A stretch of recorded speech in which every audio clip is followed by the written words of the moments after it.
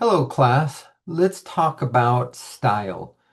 Style is going to be a component of short fiction in which we look at not only the characters and the words on the page, but we look at author intent and what the author is doing to enhance or to reinforce the message that's being given. When we look at style, we look at the way that the story is written, and we look at various aspects of what the author is doing throughout that story. So when we think of style, we often think of things like, is it a figurative style? Is it allegorical, descriptive, casual style, realistic style? What style is the author writing in? But we want to look more closely at the components that make up the style rather than the different types of styles themselves. So let's start with sentence length. Sentence length can change the way that the reader engages with the story. It can tell a lot about the story. We think about children's literature, for instance. We have there a lot of short, choppy sentences because a child can only retain so much information at once. We might get longer sentences when our audience is more educated or older or able to hold more information. However, we don't just write in these longer sentences because we know we have an educated audience. Instead, we can now start to use sentence length to advance the message or to set a certain tone with the reader. For example, let's look at this paragraph out of Everyday Use, and we'll notice that we have a narrator in the mother, Mrs. Johnson, and she's talking about her two daughters. And maybe this is unfair, but it seems like she favors one daughter over the other. So let's look at this paragraph and let's see how sentence length affects the message or affects the way that the mother speaks about her daughters. Dee is lighter than Maggie, with nicer hair and a fuller figure. She's a woman now, though sometimes I forget. How long ago was it that the other house burned? 10, 12 years? So up to here, we have these medium or short sentences in which she's talking about Dee. Now notice how it changes as she starts talking about Maggie. Sometimes I can still hear the flames and feel Maggie's arm sticking to me, her hair smoking and her dress falling off her in little black papery flakes.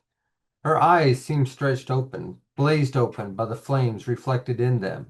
And now we go back to D and D. So we get that short sentence again. Now here's where my theory kind of breaks off. We do get this longer sentence with D. I see her standing off under the sweet gum tree she used to dig gum out of. A look of concentration on her face as she watched the last dingy gray board of the house fall in toward the red-hot brick chimney. While we do get that longer sentence, a lot of it was about the house itself, not necessarily about Dee. So it does break up my pattern, but then we go back to these short sentences. Why don't you do a dance around the ashes? I wanted to ask her. She had hated the house that much. Walker could have written, why don't you do a dance around the ashes? I wanted to ask her. But instead, she broke that into two sharp sentences, and then we had the last sharp sentence. She had hated the house that much. So again, we don't see a strict adherence to this pattern, but we do see that when she talks about D, it seems to be in these shorter sentences. So maybe she has less of a toleration for D than she does for Maggie.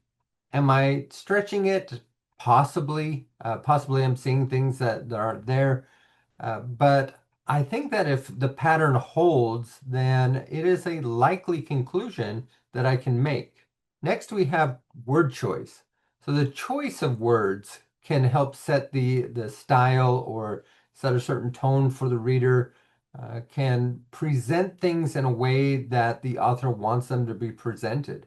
For example, if we look at this excerpt from the short story, The Lesson, we can see an intentional use of certain words in order to set this attitude that Sylvia has. We see dropped grammar, we see imperfect grammar, And that kind of tells us more about Sylvia and lets us see who Sylvia really is.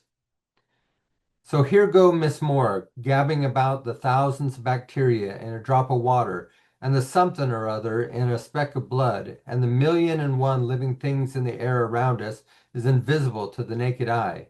And what she say that for? Junebug go to town on that naked, and we rolling. Then Miss Moore asked what it cost. So we all jam into the window, smudging it up, and the price tag say 300.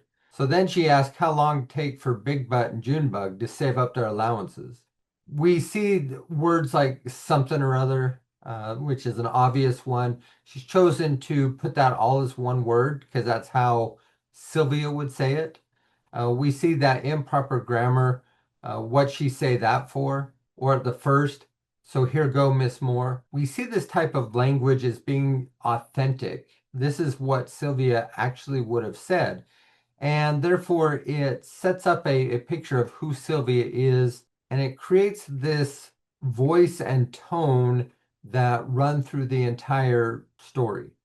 Next, let's talk about voice. So, voice is consistent with the character. What this means is that the voice helps shape the character, and the character maintains that voice throughout the story.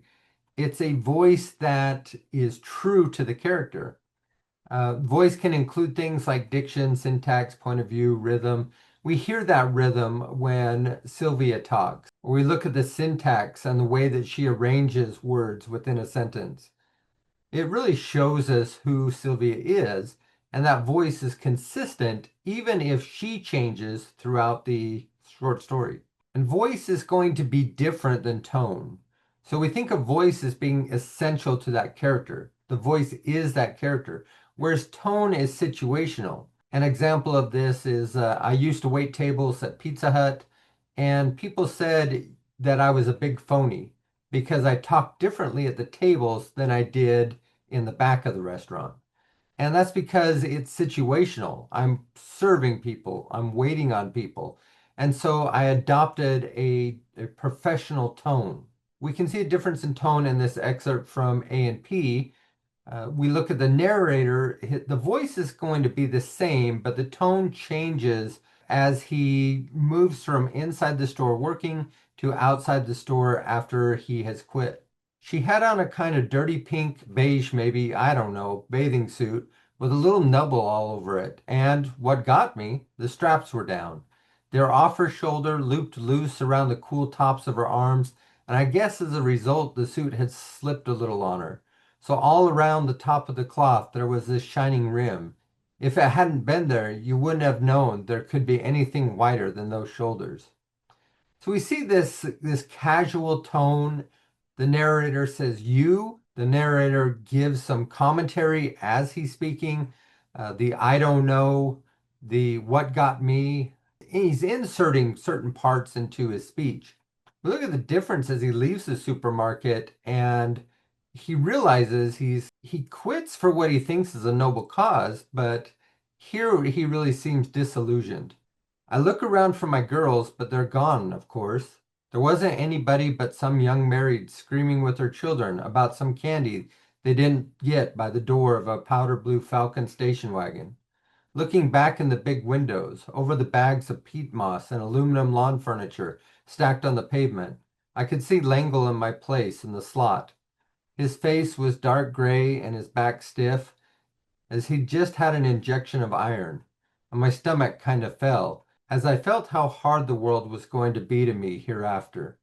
We see less of those interjections. We see, the same type of descriptive language, a lot of what he's seeing at the time. That's the voice coming out, but the tone is different. He's not as casual here as he was before. Next, let's talk about irony. Irony in literature is saying one thing but meaning something else. Let's look at a couple instances from some short stories. Let's look at Edgar Allan Poe and the Cask of Amontillado. He says, one of the characters, he says here, and I drink to your long life. What he is really saying, and we know this, but the character doesn't know it, what he's really saying is, I'm planning to kill you. Okay, so we get that irony. We get something that's being said, but the opposite is intended. Let's go to this line from Hills Like White Elephants, where the American is trying to convince his girlfriend to get an abortion. He says, I'll go with you and I'll stay with you all the time. But we see by the end where he's drinking alone in the bar, he's leaving her by herself. Really, what he's saying is, I'm likely to leave you after you have the operation. Okay, so we get this one thing being said, but a complete opposite thing being meant. And then lastly, we have symbolism and allegory. Symbolism is when we get images that represent more than the literal definition. We get something that represents something larger. Think of that toy sailboat in the lesson. The toy sailboat wasn't just a sailboat, it is a representation of opulence and wealth, and maybe even wasteful spending. Then we look at allegory. So, allegory is a character being a representation of something larger. So, the character represents something itself. If you've read Animal Farm by George Orwell, each animal represents something different. And there's a horse named Boxer, and Boxer represents the labor force and how that force is being exploited or manipulated. So look for all of these elements as you're going through these stories. See if you can pick out the voice and decide the tone. See if you can find irony, symbolism, allegory. And all of this will go back to that style that the author is using in order to enhance the message of the story.